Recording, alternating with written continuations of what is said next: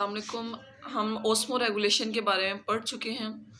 आज का जो टॉपिक है वो चैप्टर नंबर 15 का एक्सक्रीशन का टॉपिक है। एक्सक्रीशन के बारे में कल इंट्रोडक्शन दिया था आपको। आज हमने एक्सक्रीशन इन प्लांट्स पढ़नी है। एक्सक्रीशन कहते किसे हैं? The mechanism which eliminate waste from body is called excretion. यानी वो मैकेनिज्म जिसमें आपकी बॉडी में जो मुख्तलिफ मेटाबॉलिज्म के नतीजे में वेस्ट प्रोडक्ट्स बन रही हैं उनको आपकी बॉडी से एलिमिनेट करवाया जाता है। आप उसको नाम देते हैं एक्सक्रीशन का। Waste products like carbon dioxide, nitrogenous waste products like ammonia है, यूरिया है, यूरिक एसिड है, ये जो डिफरेंट मेटाबॉलिज्म्स के नतीजे में कोई भी वेस्ट प्रोडक्ट बनता है उसको आपकी बॉडी से एलिमिनेट करवाना ज़रूरी है। और ये जो एलिमिनेशन जिस प्रोसेस के ज़रिए करवाई जाती है that process is called excretion. Excretion ज़रूरी क्यों है? Why excretion is necessary? Without excretion waste products build up in body and cause serious health issues. अगर आप इन वेस्ट प्रोडक्ट्स को आपकी बॉडी से एलिमिनेट नहीं करेंगे तो ये आपके लिए एक सीरियस हेल्थ इशू बन सकता है। और इसी तरह आपकी बॉडी में accumulation of waste products cause poisoning. अगर ये वेस्ट प्रोडक्ट्स आपकी बॉडी में जमा रहेंगे तो ये पॉइजनिंग काज करेंगे और बहुत से जो वाइटल केमिकल रिएक्शंस हो रहे हैं आपकी बॉडी में उसको स्लो डाउन कर देंगे। That's why excretion is necessary. You have to remove your waste products. Next है जी, प्लांट्स में हम एक्सक्रीशन पढ़ रहे हैं। प्लांट्स में डिफरेंट टाइप्स के मैकेनिज्म चल रहे हैं लाइक फोटोसिंथेसिस। प्लांट्स अपनी सूरज की रोशनी में अपनी खुराक तैयार करते हैं in the presence of sunlight using carbon dioxide and water. जब फोटोसिंथेसिस होती है तो फोटोसिंथेसिस के नतीजे में जो प्रोडक्ट्स बनते हैं वो ग्लूकोज और ऑक्सीजन बनता है। ऑक्सीजन बाई प्रोडक्ट है। इसी तरह प्लांट्स में एक मैकेनिज्म होता है दैट इज का रेस्पिरेशन। ये ऑपोजिट होता है फोटोसिंथेसिस का। यहाँ पे ग्लूकोज और ऑक्सीजन को यूज़ किया जाता है, एनर्जी रिलीज होती है और कार्बन डाइऑक्साइड और वाटर रिलीज होते हैं। रेस्पिरेशन में जो वेस्ट प्रोडक्ट बनता है वो कार्बन डाइऑक्साइड है। जो फोटोसिंथेसिस में वेस्ट प्रोडक्ट बनता है दैट इज ऑक्सीजन। तो इन ऑक्सीजन या कार्बन डाइऑक्साइड को प्लांट की बॉडी से रिमूव करने की ज़रूरत होती है।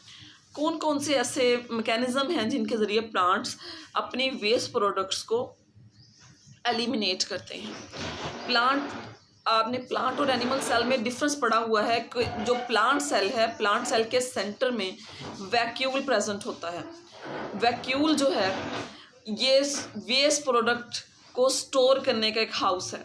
यहाँ पे वेस्ट प्रोडक्ट्स को स्टोर करवाया जाता है। तो प्लांट्स क्या करते हैं?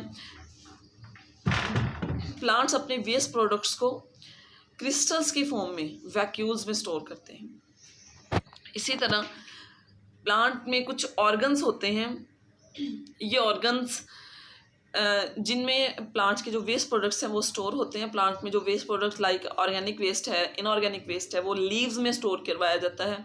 और ऑटम सीजन में लीव्स जो हैं वो उनकी फॉलिंग होती है, फॉल ऑफ होते हैं और ये जो पत्ते येलो होके गिरते हैं वो दरअसल इनके अंदर जो नाइट्रोजनस वेस्ट स्टोर होता है उसकी वजह से इनका जो कलर है वो चेंज होता है। और ऑटम में ये जो लीफ है इनकी फॉलिंग होती है।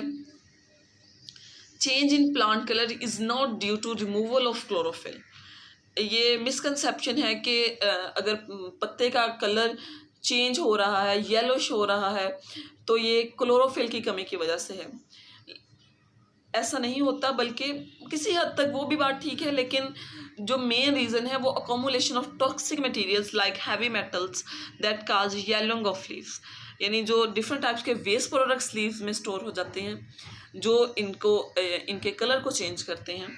जब वेस्ट प्रोडक्ट्स लीव्स में स्टोर हो जाते हैं तो एक सीज़न आता है ऑटम सीज़न में, ये लीव्स फॉल ऑफ होते हैं और क्योंकि ये रिच होते हैं नाइट्रोजनस वेस्ट से, तो जब ये मिट्टी में नीचे गिरते हैं तो ये उस मिट्टी में नाइट्रोजनस वेस्ट शामिल हो जाता है तो वो मिट्टी जरखेज़ हो जाती है। इसीलिए जो गार्डनर हैं वो रूटेड जो प्लांट लीव्स हैं उनको एक बेस्ट फर्टिलाइज़र के तौर पे इस्तेमाल किया जाता है।